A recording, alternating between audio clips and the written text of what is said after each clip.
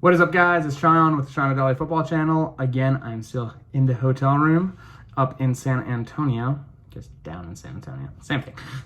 And today I wanted to go over a little bit of a kind of a transfer mentality video more than anything else. There's been a lot of major transfers that have happened over the last few years, and I just want to pinpoint and analyze one of them specifically that happened 3 years ago. And that was the transfer window of the 2019, the season after that, so the summer of 2019, where we had Eden Hazard move from Chelsea to Real Madrid. We had Antoine Griezmann go from Atletico to Barcelona, and João Felix from Benfica, I want to say. That's bad that I don't remember, but let me find out. I want to say it was Benfica. I could be wrong. This is embarrassing. Why do I not know? It was Benfica. Psh, shouldn't have doubted myself. Anyway, it's been 3 years, and we want to kind of see how they did. Across time, these transfers were very different profiles for each player. Both Griezmann and Hazard were kind of towards their prime, or they were in their prime at the ages of 28 and 29. João Felix, obviously, at 18, significantly younger. Spending 120 mil on an 18-year-old, possibly not the smartest decision. However, was spending 120 million on somebody in their prime the best decision? That's kind of what I want to analyze. And I understand that clubs like Real Madrid, like Barcelona, United, City, Chelsea, Bayern, these clubs have a lot of money. And so spending 100 million, 150 million, in case of some teams like PSG, 200 million, isn't that big of a deal technically, but this isn't going to be something that they're going to be regularly able to do moving forward. So with that in mind, what should they have done with this money? And what should teams be doing more in the future going forward? So hypothetically, an example like Eden Hazard, in this case, obviously has not worked at all for Real Madrid, despite the fact that they did need a superstar to fill the gap of Ronaldo when he left. Since Hazard has been there, he has only played for Madrid 45 times across the league, Champions League, some of the other cups as well. I guess you could put in some Super Copa games and some Audi Cup games, bring it up to 50. And across 50 games for Madrid, he has contributed to 5 goals and 6 assists. As far as it goes, that is horrible stats. So making him one of the worst transfers in the history of the game at 100 million for Real Madrid. Now, let's even say that this would have been a good signing for them and he had produced 20 goals a season. Obviously, for Madrid, money's not a problem, so whatever. But in 2 or 3 years, Hazard is going to be 33, because he's 30 right now. At 33, Hazard is not going to have any resale value, so you're not going to be able to recoup any of that 100 mil that you spent on him. And even if you are trying to do it, he's going to just run down his contract, kind of like what Bale is doing at the moment. Thus kind of making him a very, very bad choice of a signing, where in that same summer, you could have gone for Kylian Mbappe, Jadon Sancho, or just given minutes to players at your club like Brahim Diaz or Kovacic or Odegaard. All these amazing youth players that had way more potential that you decided to sell on anyway were much more better choices to be using rather than buying somebody that, not going to say you didn't need, but you didn't have enough foresight with. When you bought Ronaldo from Manchester United, he was 23, and you were able to get 8 years of benefits out of him. That provides a lot of value. But buying somebody for only a 3 to 4 year season, it kind of forces that player to have to bang right away. Similar situation at Barcelona and Antoine Griezmann, honestly.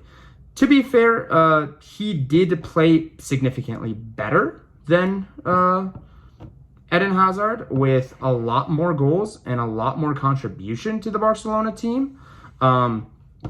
across his time at Barcelona, he has scored about 22 goals.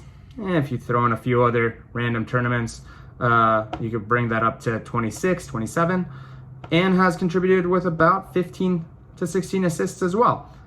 Good, much better as far as stats, but obviously, again, not a good value for the money that was spent on him when we obviously saw that he's gone back to Atletico on a free, technically. They recuperated 40 million of it if he does sign, which I'm pretty sure he will for Atleti because he loves it and they love him.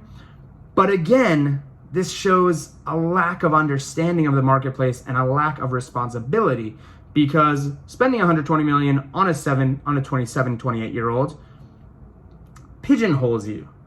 They're very hard to move on, and they need to bang immediately.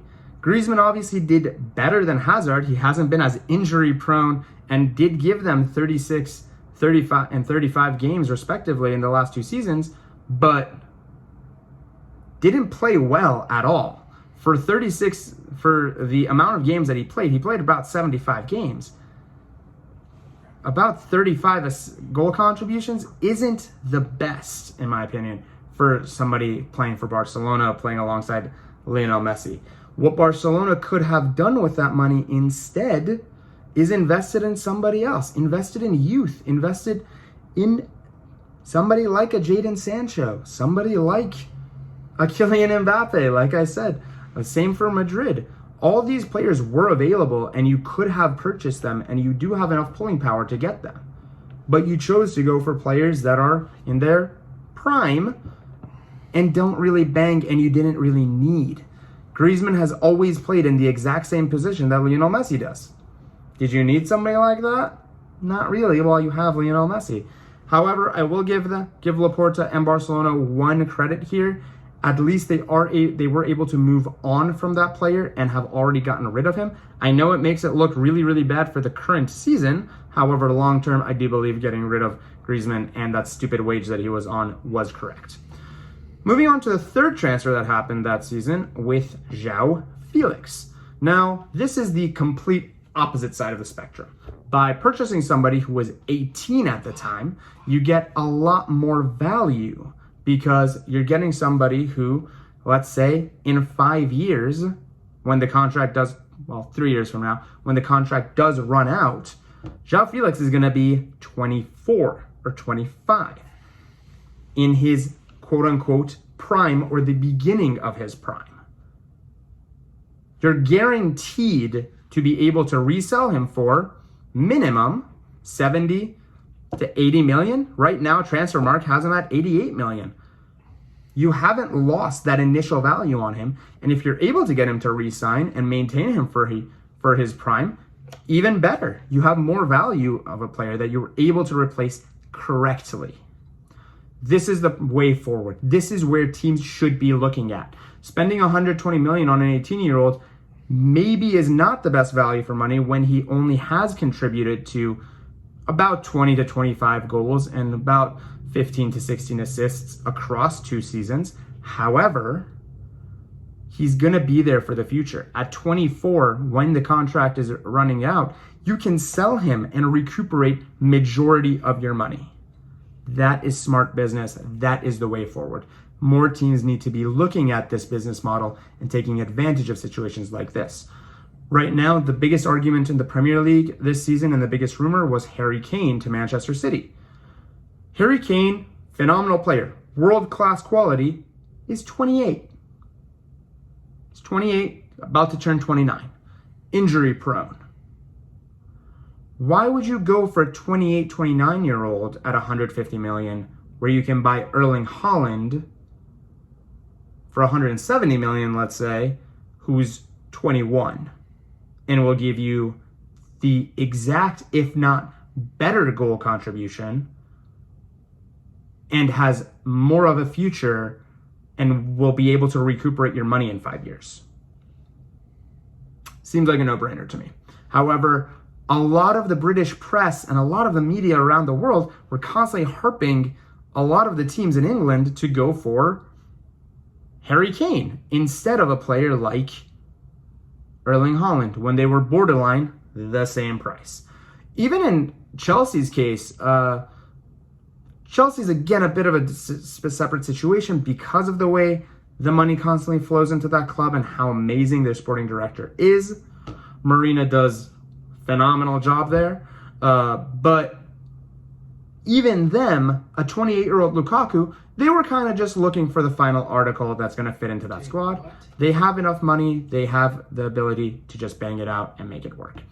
That's kind of my overview of these type of signings and the future of them. I hope more teams incorporate younger, more future-proof signings versus going for these older players on long-term contracts. Hypothetically, right now, Mo Salah is running out of a contract, and there's a lot of word about him moving on. I hope a lot of teams don't go for him because it's a bad choice. He's 30 years old right now. What are you going to recuperate?